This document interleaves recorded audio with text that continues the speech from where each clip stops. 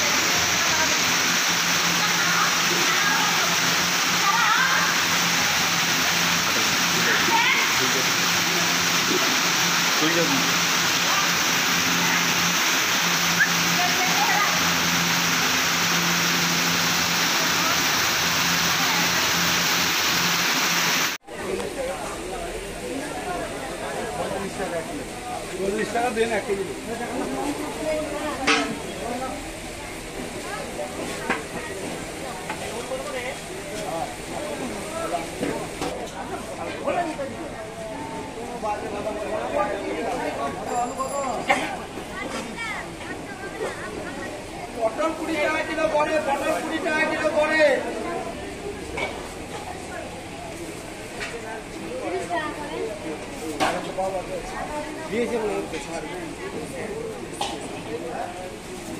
পটল 20 টাকা কিলো করে। আলু মোটামুটি খুব একটা ভালো বিক্রি নাই, বাজার এমনি টান আছে আর দাম বেশি, ওই জন্য কম বেশি বিক্রি হচ্ছে। যোগান ঠিকঠাক রয়েছে? যোগান চলছে মোটামুটি, খুব একটা ভালো বলা যাবে না। হিমঘর থেকে আলু আসছে? হ্যাঁ, হিমঘর থেকে আলু আসছে। কত করে বিক্রি হচ্ছে এখানে খুচরো বাজারে? 1170-80 এরকম বিক্রি হচ্ছে। কিলো কত করে পড়ছে?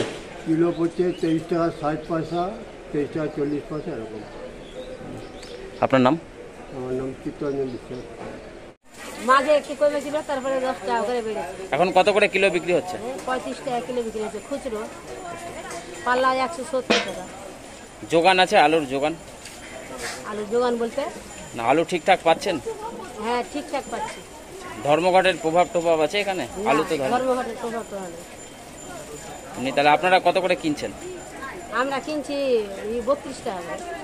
আর বিক্রি করছেন? বিক্রি আমরা 35, খুচরো 35, আর আপনার হলো খুচরো 35 আর পাল্লা হলো 170। আপনার নাম? আমার নাম বিশ্বনাথ সিংহ। অ্যাকচুয়াল আলু যে ধর্মঘট প্রবাসী সংস্থা থেকে যে ধর্মঘট ডেকেছে সেটা আমরা মানি না।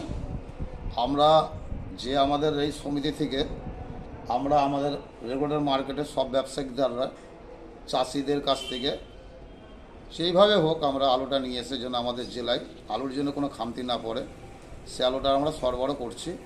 আর আমরা বরাবরই একদম নির্দেশ মেনেই আলুটা বেচাকেনা করছি, তাতে আমাদের আলুর কোনো কমই পড়েনি। সে বন্ধরা ডেকেছে, আমরা এই বন্ধতে কোনো মতে মত নাই। কত করে বিক্রি হচ্ছে আলু? আমরা আলু 1180 টাকা প্যাকেট বেচছি, আর প্যাকেট কিছু খুচরো ওই 24 টাকা 25 টাকা কিলো বিক্রি করছি।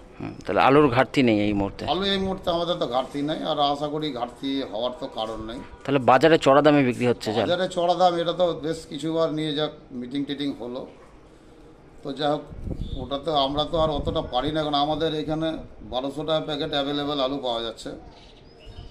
একটু উন্নমানের আলু নিলে হয়তো 10-20 টাকা বেশি দিয়ে নিতে হচ্ছে, ফিনিশিংটা ভালো।